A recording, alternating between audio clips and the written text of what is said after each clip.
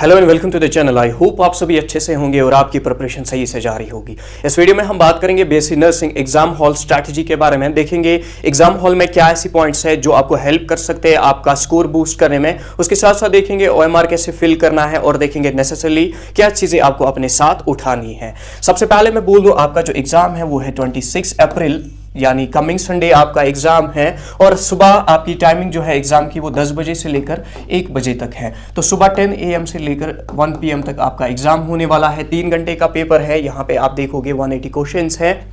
As previously मैंने discuss किया है एग्जाम का जो पैटर्न है जो यहाँ पे होता है पेपर, वो हमने प्रीवियसली डिस्कस किया है। ये रही टाइमिंग की बात। एंड अगर आप किसी फार फ्लंग एरिया में रहते हो और आपका सेंटर दूर पड़ता है आपके घर से, तो आपसे रिक्वेस्ट है कि आप सुबह 7 बजे ही घर से निकलोगे, क्योंकि संडे का दिन है और ट्रांसपोर्ट में बड़ा इशू रहता है। तो जल्दी ही आप सेंटर पे पहुंचो, क्योंकि फिर आगे जाके इश्यूज होते हैं। लास्ट ईयर भी हमने देखा जो बहुत सारे स्टूडेंट्स थे उनको फिर एलो नहीं किया था।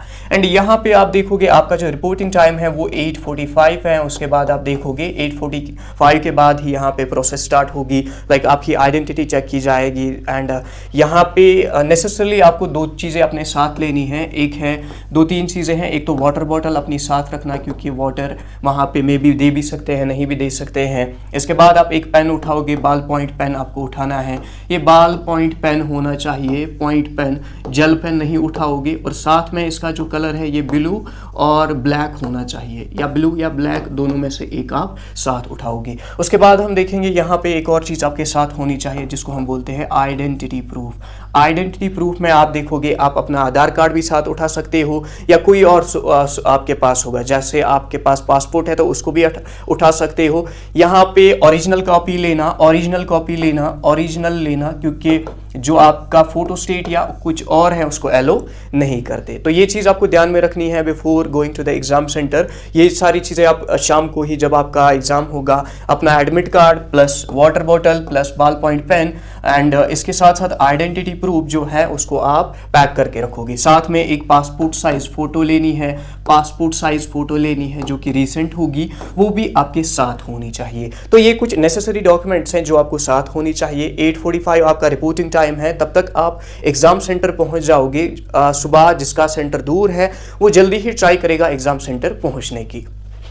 इसके बाद जब हम देखते हैं कि किस तरीके से ओएमआर फिल करना है, पेपर को कैसे अटेम्प्ट करना है, वो कैसे हेल्प करेगा आपका जो स्कोर है उसको बूस्ट करने में, उसके बारे में थोड़ी सी बात करते हैं। यहाँ पे सबसे पहले जब हम पेपर की बात करते हैं तो पेपर आपका जो है, पेपर आपको पता है इसमें 3 कंपोनेंट्स आपको मिलते हैं। एक है फिजिक्स, दूसरा है केमिस्ट्री एंड तीसरा है हमारा bio. And physics, chemistry, bio जो है ये आपके 3 कंपोनेंट्स हैं जो कि आपको फिल करने होते हैं पेपर के टाइम। एंड आपको यहाँ पे 2 चीज़ें मिलती है। एक तो आपको क्वेश्चन पेपर मिलेगा एंड साथ में आपको एक आंसर शीट जिसको हम ओएमआर बोलते हैं। जिसने ओएमआर आज तक फिल नहीं किया होगा, एटलीस्ट मैं उसको एक सजेशन दे सकता हूं कि वो ओएमआर का प्रिंट निकाल के उसको एक बार यहाँ पे फिल करने की कोशिश करेगा, सो दैट उसको समझ आए कि ओएमआर कैसे फिल करना है एंड कैसे बबलिंग करनी है।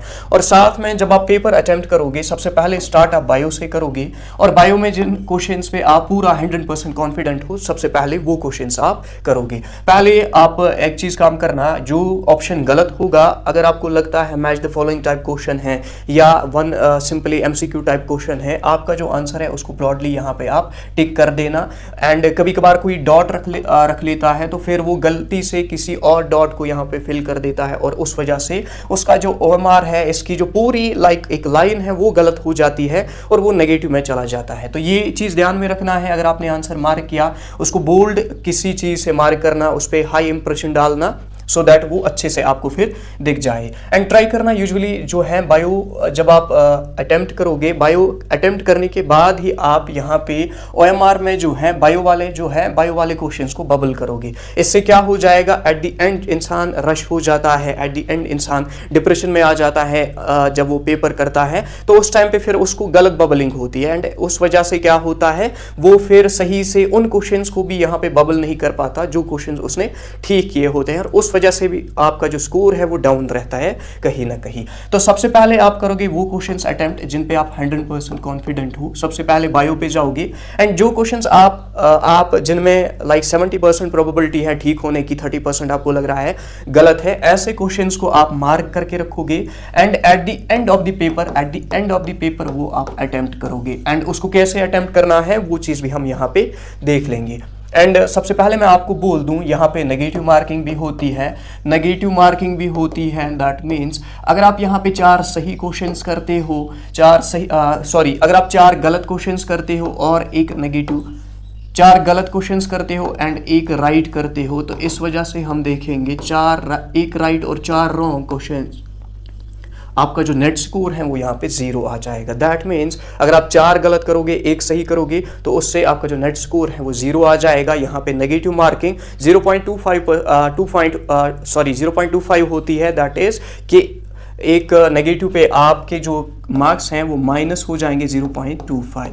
तो ये नेगेटिव मार्किंग की बात हुई। इसीलिए जो क्वेश्चंस आपको 100% जिन पे कॉन्फिडेंट हो सबसे पहले वो करने हैं। नेगेटिव अननेसेसरली यहाँ पे अटेम्प्ट नहीं करना है। किसी को लगेगा कि इससे कुछ नहीं हो जाएगा, अननेसेसरली नेगेटिव नहीं कर देना, क्योंकि आपने जो पॉजिटिव स्कोर किया होगा वो भी डाउन हो जाएगा। इसके बाद केमिस्ट्री की बात करते हैं। केमिस्ट्री यूजुअली आपको देखने को मिलेगी यहाँ पे स्टेटमेंट बेस्ड एंड आप देखोगे MCQ type basic conceptual questions होते हैं। तो केमिस्ट्री में भी आप पहले वो क्वेश्चंस करोगे जिन पे आप 100% कॉन्फिडेंट हो। तो स्टार्ट करना है बायो से, फिर केमिस्ट्री से। एंड अगर आप फिजिक्स से पहले ही स्टार्ट करने लग जाओगे तो आपका जो टाइम है वो क्वेश्चंस को यहाँ पे क्या करने में निकल जाएगा, वो निकल जाएगा सॉल्व करने में एंड कैलकुलेशंस में। एंड इस वजह से आप डिप्रेशन में भी आ सकते हो, क्योंकि यूजुअली फिजिक्स यहाँ पे थोड़ी बहुत टफ होती है। मे भी आपको लगेगा कि आपको आगे कोई पेपर इसमें क्वेश्चन नहीं आएगा, आप ये वह पहले ही कर दोगे। इसीलिए बेहतर होता है कि आप स्टार्ट करो बायो से, फिर केमिस्ट्री से, फिर फिजिक्स पे आप जाओगे 100% जिन पे आप श्योर हो वो वाले क्वेश्चंस। एंड साथ साथ में ही आप ओएमआर यहाँ पे फिल करोगे।